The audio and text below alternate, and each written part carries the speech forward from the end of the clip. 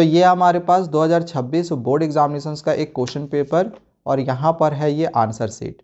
CBSE ने ये strictly instruction दिया हुआ है कि कोई भी स्टूडेंट्स इस आंसर शीट का ये जो फ्रंट पेज है, अगर कहीं पर भी कुछ भी गलती होता है तो इससे आपकी ये जो कॉपी है ये रिजेक्ट हो जाएगी और फिर आपको फेल कर दिया जा सकता है। और सीबीएसई भी आपको कहती है कि आंसर शीट का जो फ्रंट पेज है ये पहले से सीख कर जाना कि कैसे भरते हैं। तो अच्छे से अभी समझा दे रहा हूँ 2026 बोर्ड एग्ज़ाम का ये जो आंसर शीट का फ्रंट पेज है ये आपको कैसे फिल करना है।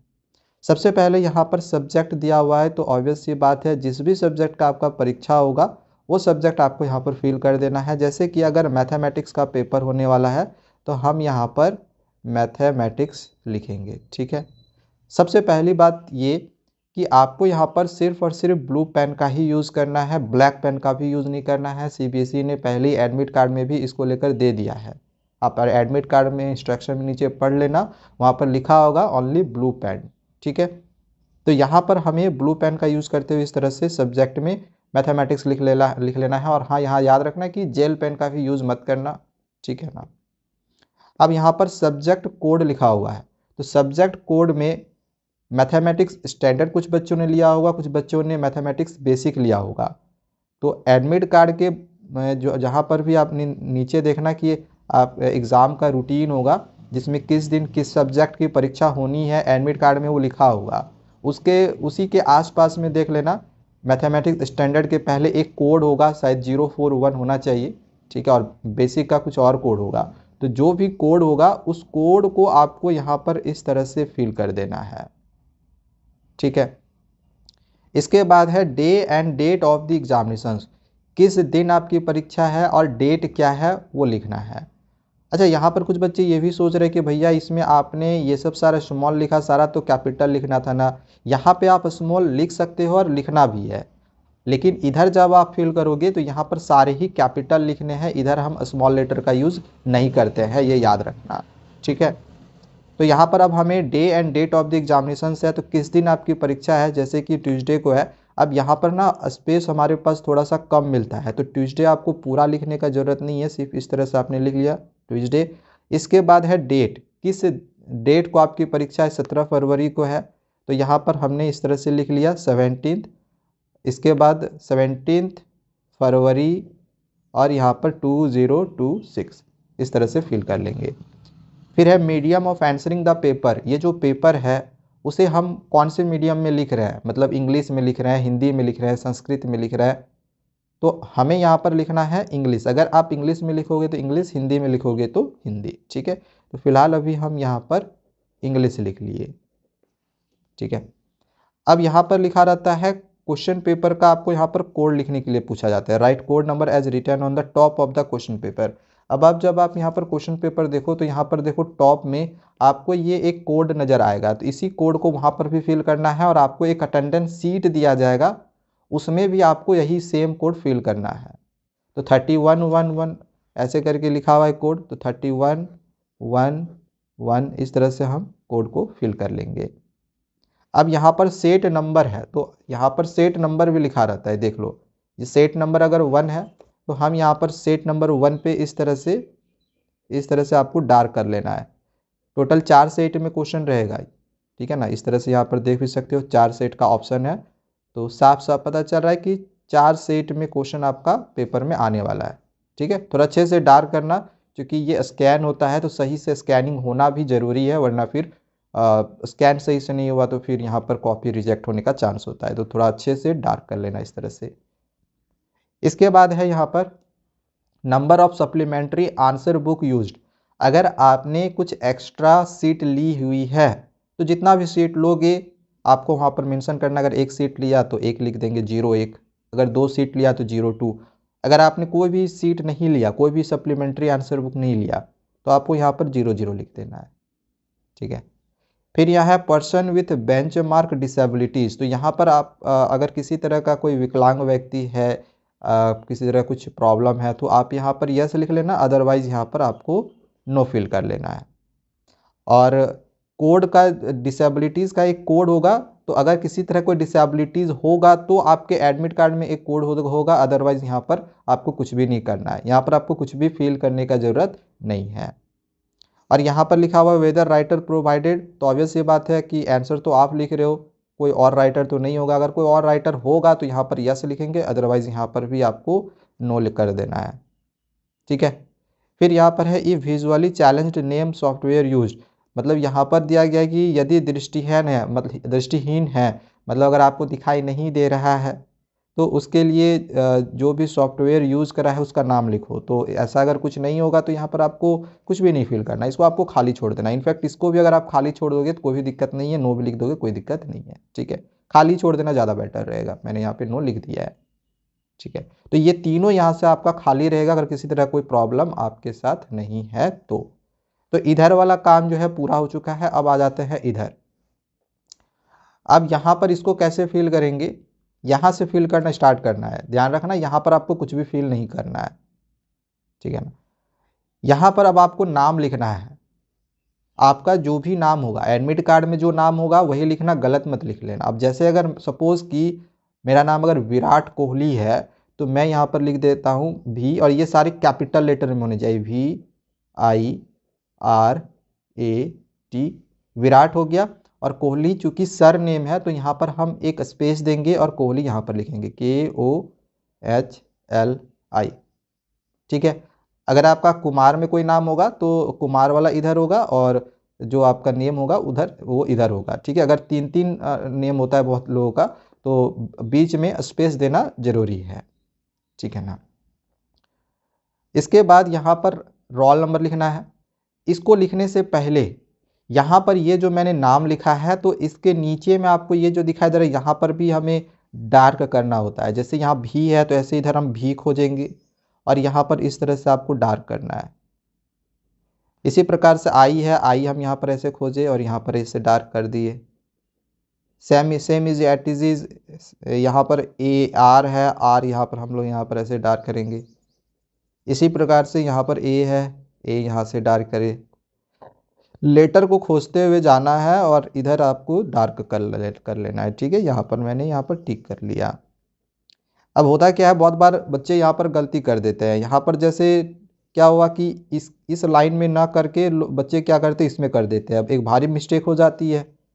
अब मिस्टेक होती है तो यहाँ पर बच्चे वाइटनर का यूज़ करते हैं, टीचर को कहते हैं कि सर यहाँ गलती हो गया। तो गलती हो जाने से फिर आपकी कॉपी रिजेक्ट होने का बहुत बड़ा खतरा हो जाता है, क्योंकि स्कैनिंग फिर सही तरीके से नहीं होता है अगर आप वाइटनर यूज़ करते हो तो। और वाइटनर अलाउ भी नहीं है यूज़ करना, बट गलती हो जाता है, ठीक है कर लो अलग चीज़ है, बट अलाउ नहीं होता है।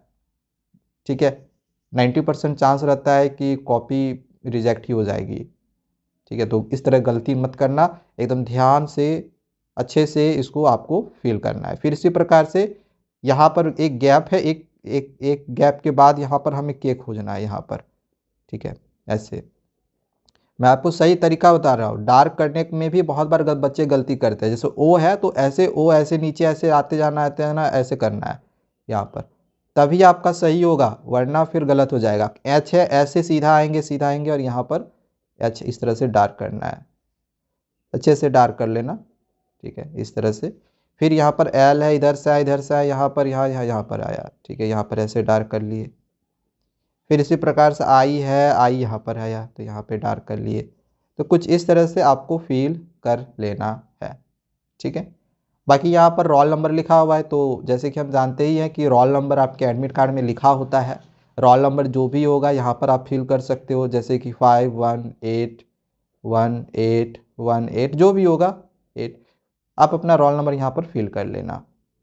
और फिर यहाँ देखो यहाँ पर मेरे से थोड़ा सा गलती क्या हुआ कि यहाँ से ये जो ये 5 है ये थोड़ा सा बाहर हो गया है। तो समझा रहा था मैं आपको, इस वजह से ये थोड़ा सा बाहर चला गया है। इस बॉक्स के बाहर नहीं जाना चाहिए, ध्यान रखना। और गलती से चला भी गया तो ओवरराइट नहीं करना है, वाइटनर यूज नहीं करना है कि यहाँ पर फिर से अच्छे से 5 करने गए, नहीं, छोड़ दो, कुछ नहीं करना है, ऐसे रखना है। ठीक है, अब ये जो 5 है यहाँ पर आपको इस तरह से डार्क करना है। तो इससे होता क्या है कि जब ओमार सीट का स्कैनिंग होता है तो ये वाला स्कैन हो चाहे नहीं हो, ये वाला मेरा स्कैन हो जाता है, पता चल जाता है कि ये 5 है, तो कोई प्रॉब्लम नहीं होता है। लेकिन अगर आप यहाँ पर बहुत ज़्यादा अगर यहाँ काट के गंदा कर देते हो तो फिर स्कैनिंग में प्रॉब्लम होगी। ठीक है, फिर यहाँ पर 1 है, 1 को हम इस प्रकार से डार्क अच्छे से कर लेंगे। फिर यहाँ पर 8 को खोजेंगे, 8 को अच्छे से डार्क कर लेंगे, ठीक है। फिर यहाँ पर 1 है, 1 को इस तरह से डार्क कर लेंगे। फिर यहाँ पर 8 है, 8 के पास ऐसे करेंगे डार्क, ठीक है। फिर यहाँ पर 1 है, 1 के पास फिर से इस तरह से डार्क कर लेंगे। फिर यहाँ पर 8 है, फिर 8 के पास ऐसे डार्क कर लेंगे। फिर यहाँ पर 8 के पास इस तरह से डार्क कर लेंगे। तो कुछ इस प्रकार से आपको डार्क करना है, ठीक है। अब इधर आ जाते हैं, यहाँ पर है सब्जेक्ट कोड। तो मैंने जैसे आपको यहाँ पर भी बताया था सब्जेक्ट कोड, आप यहाँ पर जो भी सब्जेक्ट कोड लिखोगे यहाँ पर भी वही होना चाहिए। तो मैथमेटिक्स अगर है स्टैंडर्ड तो उसका सब्जेक्ट कोड में भी 041 ही होना चाहिए, और अगर बेसिक है तो उसका कोड अलग होगा। तो उस कोड को यहाँ पर लिखना है, एडमिट कार्ड में कोड लिखा होगा, ठीक है, सब्जेक्ट नेम के पास ही देख लेना।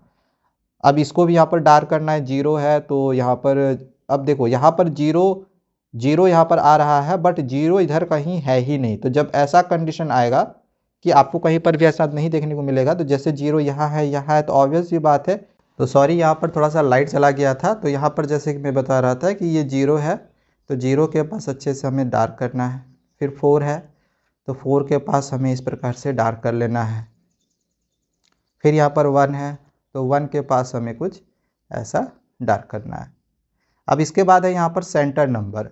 तो एडमिट कार्ड में चेक कर लेना, वहाँ पर भी कुछ ना कुछ सेंटर नंबर लिखा होगा।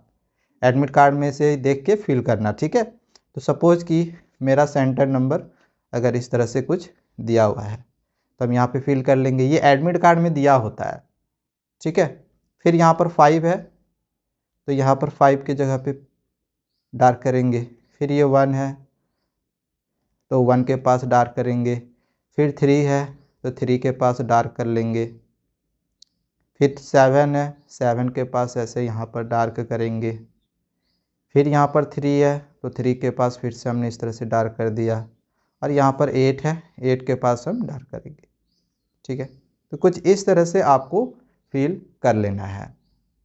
अभी मेरे पास एडमिट कार्ड भी है, बट एडमिट कार्ड मैं आपको नहीं दिखा सकता ड्यू टू ये कॉपीराइट इश्यू, वरना हो सकता है कि ये वीडियो ब्लॉक हो जाए। तो इस वजह से मैं एडमिट कार्ड नहीं शो कर सकता यहाँ पे, वरना पे आपको दिखा देता कि सेंटर नंबर कहाँ पे लिखा हुआ है या सब्जेक्ट कोड कहाँ पे लिखा हुआ है, ये सब सारा मैं आपको दिखाता, ठीक है। बट एडमिट कार्ड में चेक कर लेना, आपको मिल जाएगा। इसके बाद नीचे आते हैं, यहाँ पर फिर से सब्जेक्ट लिखा हुआ है। तो यहाँ पर जो भी आपका सब्जेक्ट होगा, लाइक जैसे मैथमेटिक्स है तो फिर से हम यहाँ पर मैथमेटिक्स लिखेंगे। यहाँ पर आप स्मॉल लेटर का यूज़ कर सकते हो, कोई दिक्कत नहीं है, मैथमेटिक्स। अच्छा, अगर आपका मैथमेटिक्स स्टैंडर्ड है तो यहाँ पर कोशिश करना मैथमेटिक्स स्टैंडर्ड लिखने का। जैसे मैंने यहाँ पर मैथमेटिक्स लिखा, और स्टैंडर्ड है तो हम यहाँ पर स्टैंडर्ड लिखेंगे, ठीक है। और बेसिक रहेगा तो बेसिक लिखोगे। और इसी प्रकार से यहाँ मैथमेटिक्स स्टैंडर्ड, तो अब मैंने ऑलरेडी यहाँ इतना बड़ा लिख दिया है, तो यहाँ पर स्टैंडर्ड। अब जैसे बाय द वे इसी तरह से गलती आपका हो जाता है, तो आप शॉर्ट में स्टैंडर्ड को STND ऐसे करके डॉट लगा के शॉर्ट में लिख सकते हो। वरना फिर कोशिश करना यहाँ पर मैथमेटिक्स स्टैंडर्ड पूरा लिखने का, या फिर स्टैंडर्ड मैथमेटिक्स लिखने का। आप मैथमेटिक्स स्टैंडर्ड भी लिखोगे तो भी कोई दिक्कत नहीं है, मैथमेटिक्स स्टैंडर्ड लिखोगे दिक्कत नहीं होगा, या फिर स्टैंडर्ड मैथमेटिक्स भी लिखोगे तो कोई दिक्कत नहीं है, ठीक है। फिर है यहाँ पर स्कूल नंबर एज पर एडमिट कार्ड। अब एडमिट कार्ड में फिर से एक स्कूल नंबर होगा। ये जो स्कूल नंबर होता है, आप जिस स्कूल में पढ़ते हो उस स्कूल का एक स्कूल नंबर होता है। और ये सेंटर नंबर होता है, यहाँ पर ये स्कूल का सेंटर होता है। जिस भी सेंटर पे आपका परीक्षा दिया होता है उस स्कूल का यहाँ पर नंबर लिखना रहता है, और ये आपके स्कूल का नंबर लिखना होता है। तो जो भी आपका स्कूल नंबर होगा वो यहाँ पर आपको इस तरह से फिल कर लेना है, ठीक है। अब यहाँ पर रोल नंबर फिर से दिया हुआ है, बट यहाँ पर आपको ये जो रोल नंबर है ये वर्ड्स में लिखना है। यहाँ पर ये जो दिया हुआ है ये नंबर, ये क्या है, रोल नंबर है, इनको वर्ड्स में लिखना है। अब अगर आपको वर्ड्स में लिखने नहीं आएगा टेंशन मत लो, ये भी एडमिट कार्ड में लिखा रहता है। तो वही वाला आपको यहाँ फिल कर लेना है। जैसे यहाँ पर है 1, 10, 100, 1000, 10,000, लाख, 10 लाख, करोड़। तो ये 5 करोड़ आया, तो यहाँ पर लिख दिए 5, और करोड़ यहाँ लिखा हुआ है ऑलरेडी। फिर यहाँ पर है 18, तो 18 लाख हो जाएगा, ठीक है, 18 ये लाख हो गया। फिर यहाँ पर फिर से ये 18 हुआ, फिर से 18 है तो फिर से यहाँ 18,000 होगा, ठीक है, 18,000 और फिर है 188, तो यहाँ पर बस फिल कर देना 188, ठीक है, समझ में आ गया। अब यहाँ पर फादर्स का नेम या फिर गार्जियन का नाम लिखना है, तो जो भी आपके फादर का नाम होगा तो वो वाला यहाँ पर लिख लेना। अब जैसे अगर मेरे फादर का नाम है अकाय कोहली, तो मैंने वो लिख लिया। यहाँ पर भी ज़रूरी नहीं है कि इसको सारा का सारा कैपिटल लेटर में ही लिखे, यहाँ पर स्मॉल आप लिख सकते हो, कोई दिक्कत नहीं है। बस यहाँ पर आपको कैपिटल लिखना है, ये आपको याद रखना है। बाकी कहीं पर भी आप कैपिटल नहीं लिखोगे कोई प्रॉब्लम नहीं होगी। और फिर यहाँ पर आपको बस अपना सिग्नेचर कर लेना है, जो भी आपका सिग्नेचर होगा। जैसे विराट कोहली था, इस तरह से मैंने अपना सिग्नेचर कर लिया, ठीक है। तो आपको बस इस तरह से अपना जो भी आंसर शीट का फ्रंट पेज है वो आपको फिल करना है। बाकी इधर आपको कहीं पर भी और कहीं पर भी कुछ भी फिल करने का ज़रूरत नहीं है, एक्स्ट्रा कुछ भी फिल मत कर देना। मैंने जितना भी यहाँ पर फिल करके आपको सिखाया हुआ है इतना ही फिल करना है, इससे ज़्यादा आपको और इसमें कुछ भी करने का ज़रूरत नहीं है। बाकी जो भी मार्क्स वगैरह मिलेगा आपको वो इधर ही आपको मिलने वाला है। जैसे क्वेश्चन नंबर 1 में 2 में आपको कितने कितने मार्क्स मिले वो आपको यहाँ मिलेगा। तो ये आपको मैं कॉपी चेकिंग किस प्रकार से होगा उस वीडियो में आपको ये बताऊंगा कि ये आपको कैसे मतलब कॉपी चेकिंग कैसा होने वाला है, ठीक है। तो वो आपको मैं अगले वीडियो में बताऊंगा। तो बस चैनल को सब्सक्राइब करके रख लो, आगे मिलते हैं दूसरे वीडियोज़ में। Thank you, bye bye.